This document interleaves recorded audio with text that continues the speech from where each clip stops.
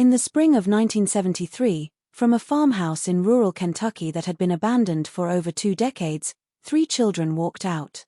They were emaciated and silent. Their eyes didn't focus on anything in particular. The oldest was 17. The youngest was 9. Birth certificates existed for none of them. They had never been to school, any of them. And when authorities tried to find out who they were, something far worse than neglect was discovered. They discovered that these children had been part of something deliberate, something calculated, something that had been going on since before they were born. The story the Crawford family never wanted told is this one. And after today, you'll understand why. Hello everyone. Before we start, make sure to like and subscribe to the channel and leave a comment with where you're from and what time you're watching. That way, YouTube will keep showing you stories just like this one. Tucked deep into a valley where the roads turned to gravel and then to dirt, 11 miles outside of Hartland, Kentucky, sat the Crawford farmhouse. The family had owned it since 1898. By the 1950s, most people had forgotten it existed. In 1951, the mail carrier stopped delivering there. 4 years, the property taxes went unpaid, but no one from the county ever bothered to check on it.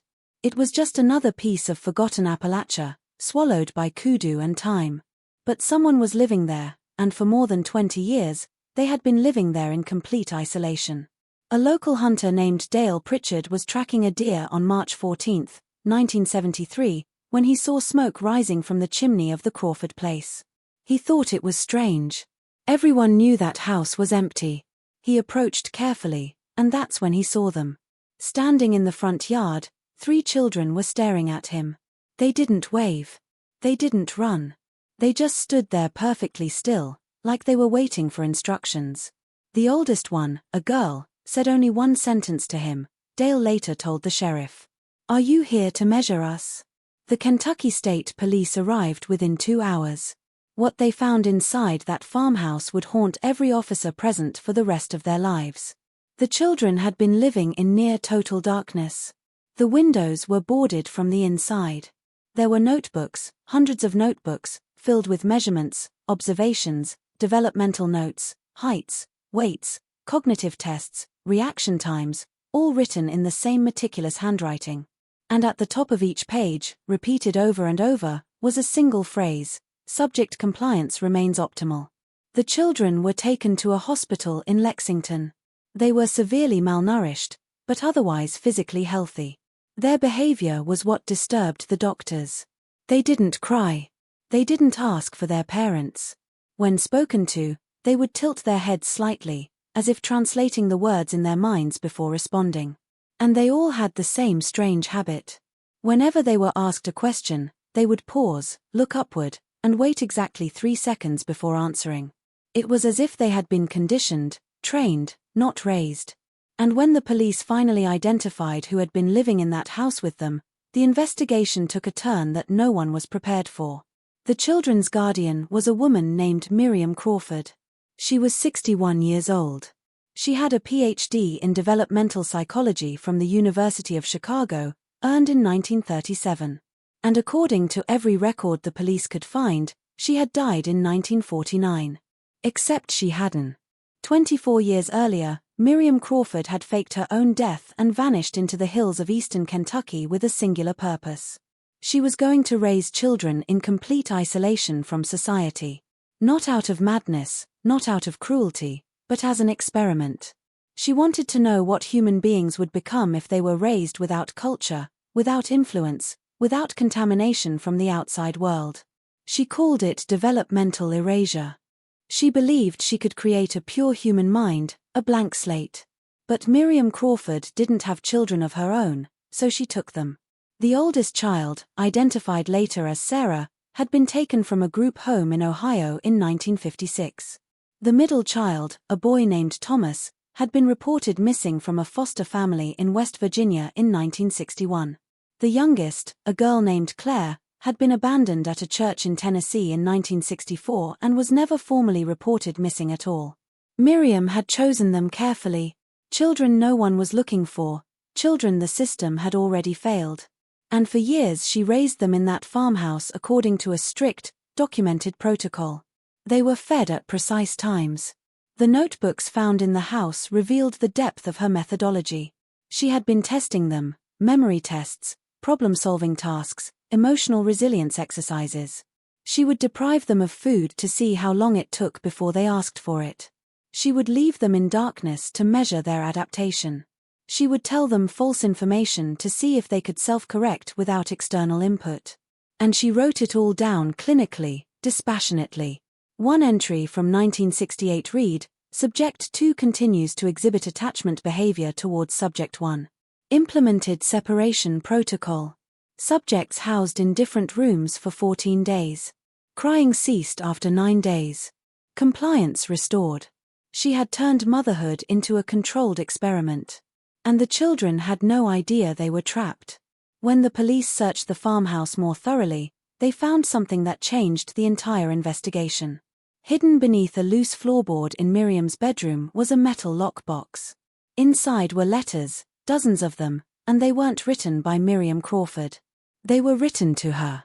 The letters dated back to 1952, just 3 years after she had supposedly died. They came from 4 different individuals, all of them academics: a sociologist from Princeton, a neurologist from Johns Hopkins, a behavioral psychologist from Yale, and a psychiatrist from a private research institute in Massachusetts that no longer existed. The letters were careful, coded, but their meaning was unmistakable. These people knew what Miriam was doing, and they were encouraging her. One letter from 1958 read, Your recent observations on linguistic development in isolation are remarkable. I urge you to continue. The implications for our understanding of innate versus learned behavior could be transformative. Funding will continue as discussed. Funding. Miriam Crawford hadn't been working alone. She had been supported, funded. Her experiment wasn't the obsession of a single disturbed woman. It was part of something larger, something organized. And the people backing her had made sure she would never be found. The police tried to track down the letter writers. 3 of them were dead. The 4th, the psychiatrist, had disappeared in 1967.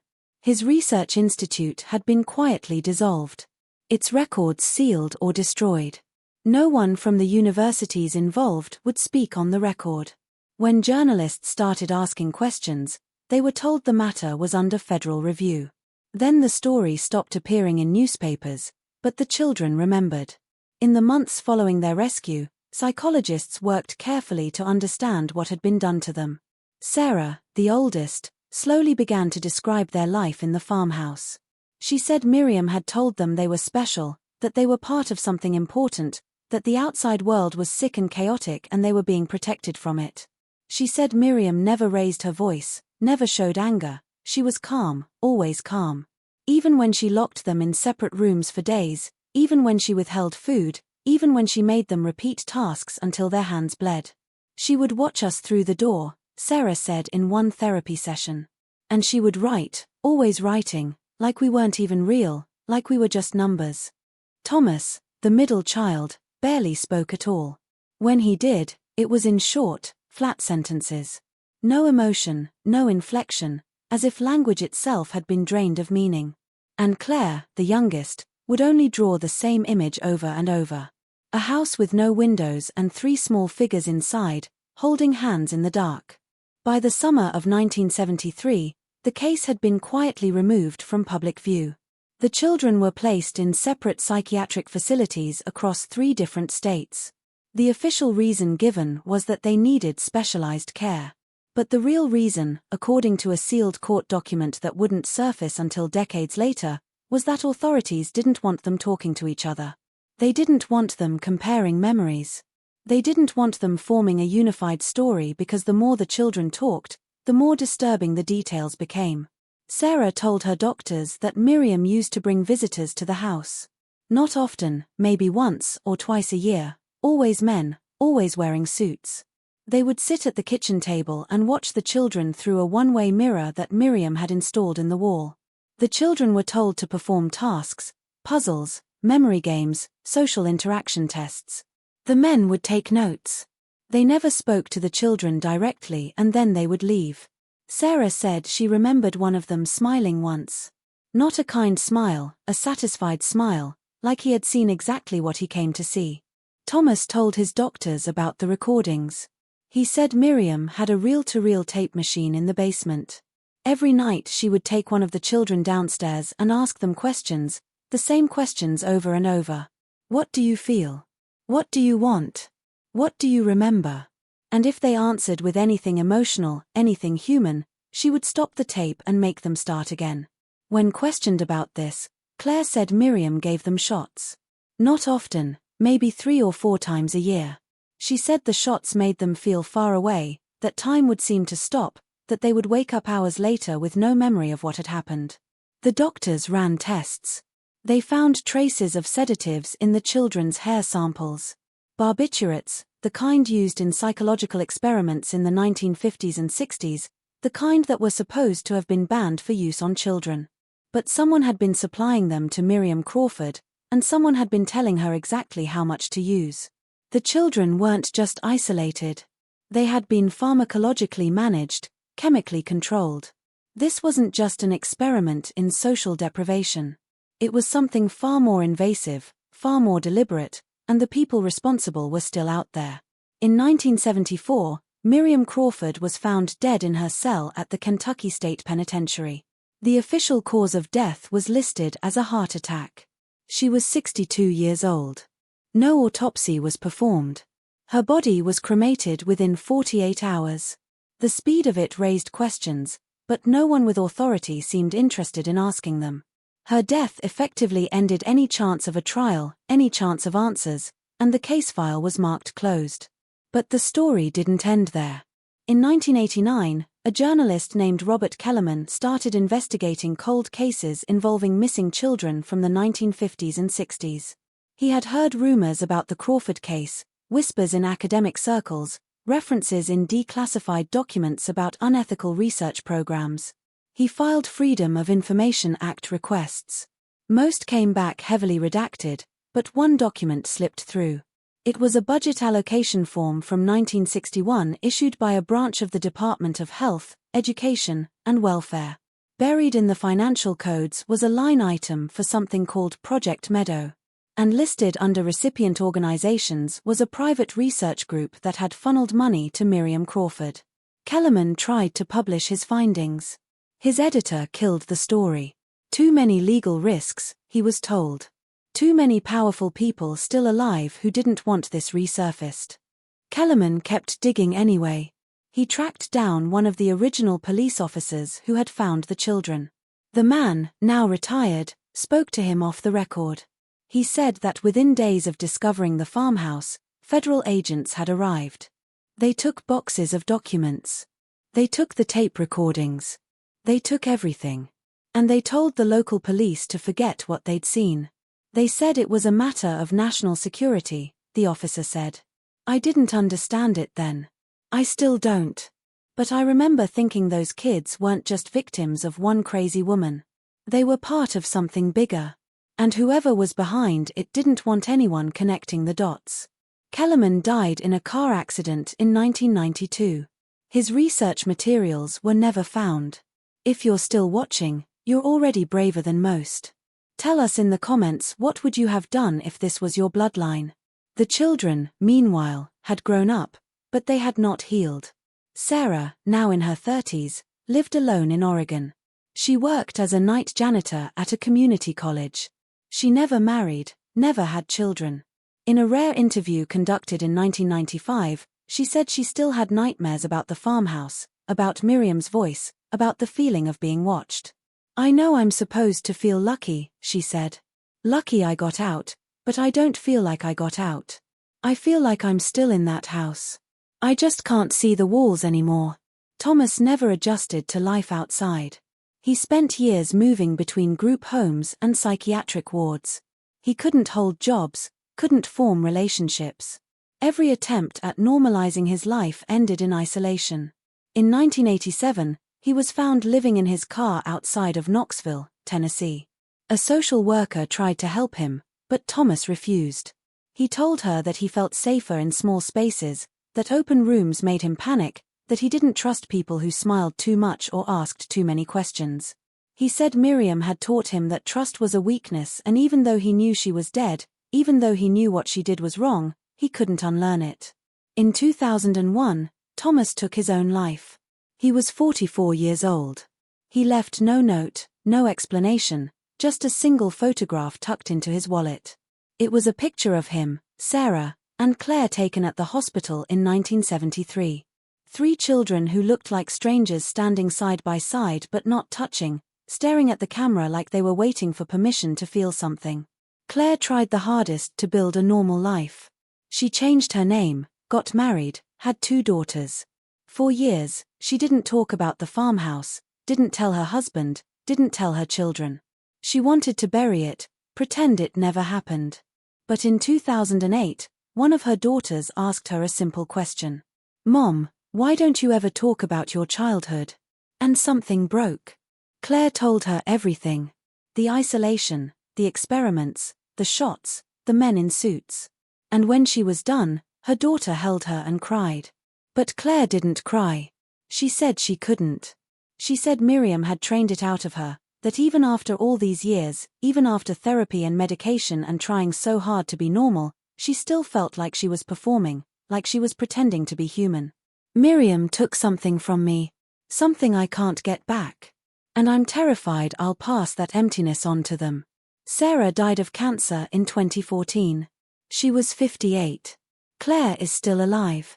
She does not give interviews anymore. In 2017, a historian named Dr. Elena Vasquez was researching unethical psychological experiments conducted in the United States during the Cold War. She stumbled across a reference to Project Meadow in a footnote of a declassified CIA document. The project had been active from 1952 to 1973. Its stated goal was to study developmental malleability in isolated populations. In simpler terms, they wanted to know if you could strip a human being down to their raw biology and rebuild them from scratch.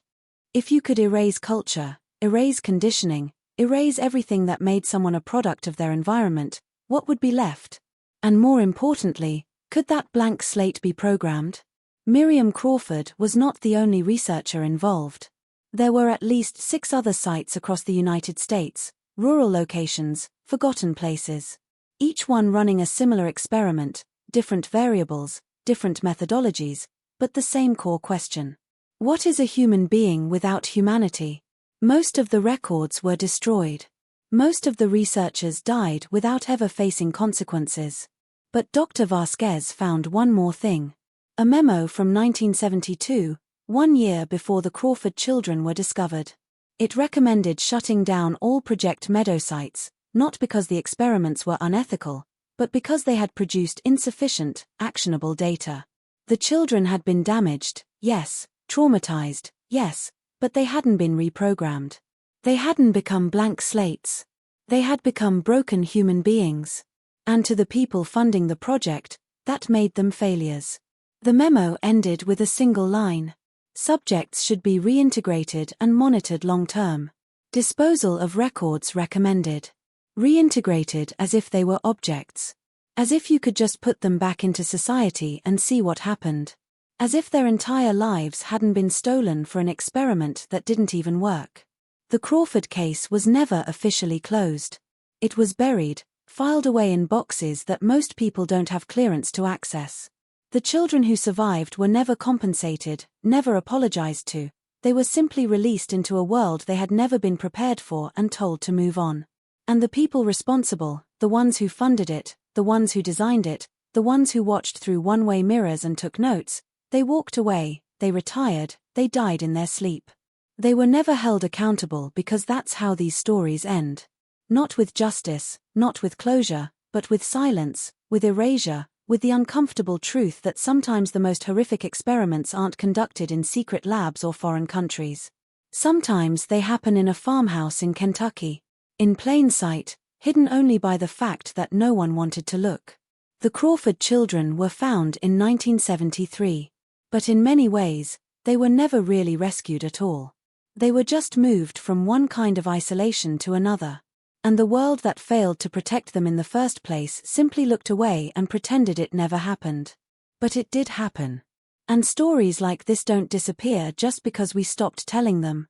They linger in redacted documents, in sealed court files, in the nightmares of the survivors, and in the quiet, uncomfortable question that we're all left with. If this happened once, if it was organized, if it was funded, if people in positions of power knew about it and allowed it to continue, what else are we not being told? What other experiments were conducted in the shadows? And how many other children in how many other forgotten places are